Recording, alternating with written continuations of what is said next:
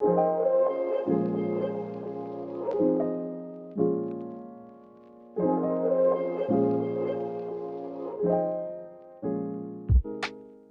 you ever been obsessed with something? I remember about 2 or 3 years ago, all my friends started talking about this app. I'm sure you've heard of it. It's called TikTok. And I'm 21, right? I'm a grown man at this point. I don't need any more apps on my phone. But one fateful Saturday night, I decided, why not? Let me just download it, see what all the hype is about, see what all the fuss is about. And I'm scrolling. At about 7 p.m., I start scrolling and I'm seeing all these don't worry, I can do it. But I keep scrolling and I'm seeing all these dances, right? All these cool little, and it's 7 p.m. when I start, and I don't check the clock again until it's 3 a.m. Y'all, I got church in the morning and I just spent 8 hours, a whole workday, scrolling through TikTok. Am I upset about it? Not really. Has my obsession somewhat subsided? Yes, but whether it's a pair of shoes you're dying to buy or that TikTok dance that you just can't stop doing or candy that you're dying to eat, me all the time. We all get the idea of becoming mentally consumed with a thing, person, or idea. When things get stuck in our brain, they can affect us a lot. Another thing that can get stuck in your brain is what we're talking about in this series. The one. That's the idea of, dating. You may not call it dating, but you get the point. It's the idea of having somebody in your life that you're interested in romantically, and hopefully they're interested in you too. If you've ever been interested in someone, then you know that it's a lot like getting a song stuck in your mind. It's like you can't stop thinking about that person, no matter how hard you try. And that's totally normal, by the way, and not necessarily a problem. It only becomes a problem when a person or the idea of finding the one becomes an obsession. You've probably seen this happen with people you know. Maybe you have a friend who can't have a conversation without talking about their girlfriend. Maybe it's the guy who always says, yo, that reminds me of, and redirects the conversation to the person they're dating. So, how do you know when something or someone becomes an unhealthy obsession? When you have somebody in your life and they're all you think about, or when you have somebody in your life and they're the only person you spend time with. Maybe when you have somebody in your life and they're all you talk about. When you don't have somebody in your life, but the idea of someone takes up your time and energy. You're searching, waiting, and hoping to find that person, and you talk about it more than the people who are actually dating. You may be thinking, Caleb, why is this a bad thing? It's not like I'm obsessed with stealing puppies or eating rocks. That would be a real problem. In fact, so much of the world around us tells us we should be obsessed with someone. There are songs about it. Movies make it seem so romantic and almost make it an expectation that all picture-perfect relationships are ones where both people are obsessed with each other. Influencer couples get the most attention when they appear in content together. To be obsessed with someone is an idea we're sold on Instagram, TikTok, and movies, and in celebrity gossip. Once you dive into the world of crushes and relationships, total obsession with each other is pretty common. So you might be asking, if having a relationship with someone or being interested in someone isn't a bad thing, then why are you making it sound like it is? There is nothing wrong with being excited about having someone in your life. But when everything else in your life seems to fade away because of a person, it's a problem. Here are a few reasons why. You miss out. There's so much to do in high school that you'll potentially miss out on if you're obsessed with a relationship or the idea of a relationship. You'll miss out on chances to make memories with your friends, connect with your family, and develop your talents. You may even miss out on chances to learn new things or serve others. In other words, being too focused on any one thing, whether it's a person, relationship, or hobby, is never a good idea because you will miss out on other important things. Maybe you alienate people. Your friends do notice when they are no longer a priority in your life. They feel the distance and separation, and eventually that takes a toll on your friendships. Or maybe you lose yourself. Tying up so much of your life in someone else can cause you to lose sight of who you're becoming. You might find yourself losing a sense of your identity or your uniqueness. You may find yourself only listening to music they like, spending less time on your hobbies, or not acting like yourself. Your high school years are a great opportunity for you to learn more about yourself. And if you're wrapped up in someone else, you might not get a sense of who you are apart from that person that you're with or in a relationship with. And look, there's no judgment here. Trust me, I know it's easy to become obsessed, but we want you to live a full life, and obsession causes you to miss out. So the question is, what do you do about it? You can't not care about someone if you care about them, right? So what do we do when we find ourselves obsessing over someone? We're going back to the book of Proverbs today, the same book we looked at last week, to read something else King Solomon, one of the most famous kings of Israel, wrote. He says, "If you find honey, eat just enough, too much of it, and you will vomit." Now, some of you hear that and think, exactly. If I hear my friend say one more thing about her, I am going to vomit. Like Solomon, the bro nailed it. But the wisdom Solomon's trying to pass along here, it's a little different. It's all about the idea of moderation. He's basically saying that if you get too much of something, even good things, it has the potential to turn into a bad thing. So where's the line? When does it go from good to too much? In order to figure this out, we're gonna look at a passage from a letter written by the Apostle Paul, who wrote a lot of the New Testament. Paul saw his whole purpose in life as telling others about the love of God and encouraging them to live in a way that modeled that love. He wrote a letter called Ephesians, which many scholars believe was more like a public speech than a letter to an individual person. It was a general encouragement that people from all backgrounds could apply to their lives, and that includes us. One more thing before we look at his words. Paul didn't live in a dating culture. He and his friends didn't exist in a world that included prom and dating apps and being put in the friend zone. So, although this passage doesn't specifically address dating, the truth that comes from it can be applied there. It gives us something to do with what Solomon wrote even earlier in history. This is how Paul starts. "Be very careful then how you live, not as unwise, but as wise."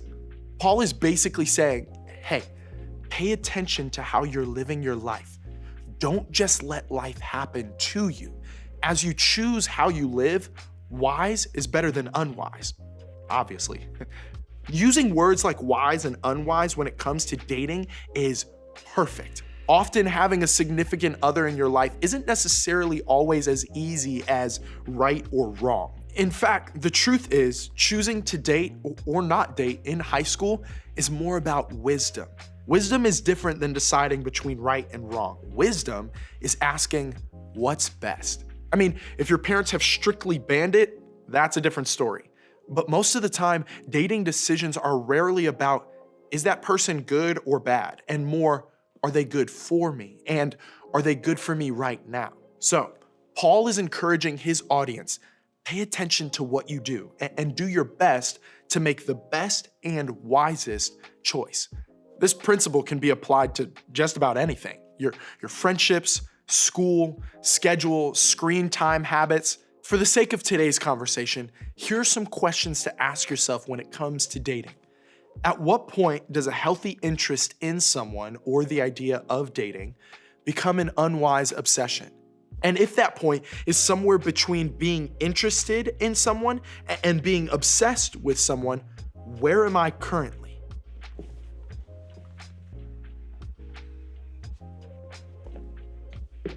While relationships don't have obvious labels of interest or obsession, we can probably identify some signs of interest or obsession. So, what are some indicators of interest and what are some indicators of obsession? Maybe that could be like following someone on Instagram.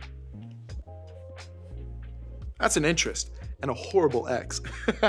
Liking and commenting on every single story or post on their Instagram from earlier today back through the beginning of time. That's obsession. Hanging out with them after school. That's interest. Canceling plans with friends or not doing your homework in order to hang out. That's more obsession. See what I mean? So Paul continues, making the most of every opportunity because the days are evil. Now, you may be asking, I'm sorry, are the days evil? Like, is Paul talking about a zombie apocalypse? No. Actually, in the original language, the word Paul uses here means annoying, difficult, or time-consuming. In other words, your time gets taken up by so much stuff you have to do anyway, we have to make the most of what we have left. Paul's referring to our tendency to waste time in unwise ways. You've probably experienced this before. You've had a free day or a break from school that you just wasted, and later you wished you had that free time back. Paul wants his readers to make the most of the time we have on earth. When it comes to high school, these are some of the most unique years of your life. You'll look back at these days and be surprised at how important your current friendships are and how memorable this time in your life is. When everyone is talking and reminiscing about high school, you don't want to say, I missed that time with my friends because I was always with my girlfriend. Or, it sounds like it was fun, but I remember being miserable a lot of the time because that person I crushed on was dating someone else. You have a chance to make the most of these days by encouraging your friends, influencing people who are younger than you, and growing in so many areas.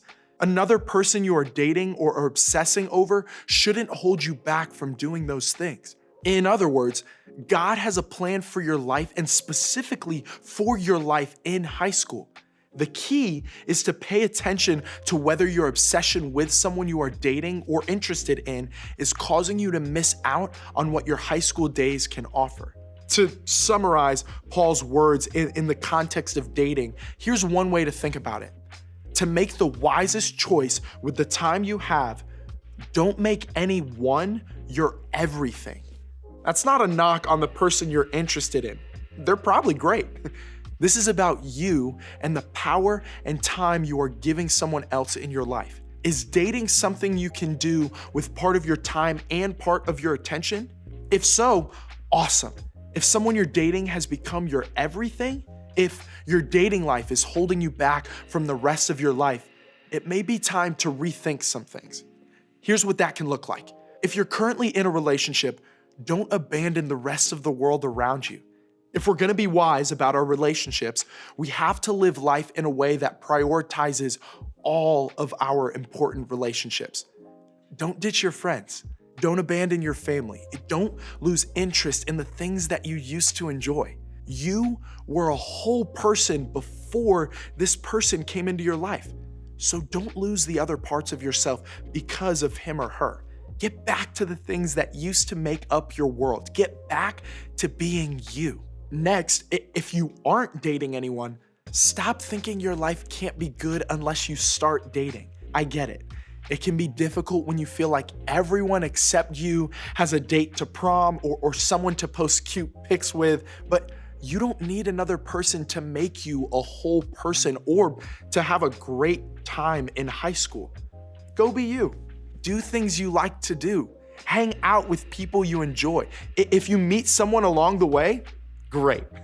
But don't spend high school waiting around for that person to show up or that crush to notice you.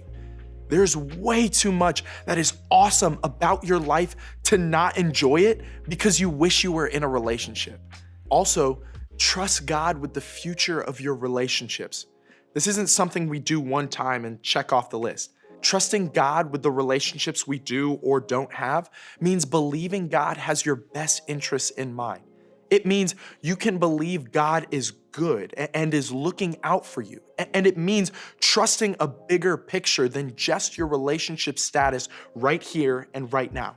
And finally, ask someone you trust if you're truly obsessed.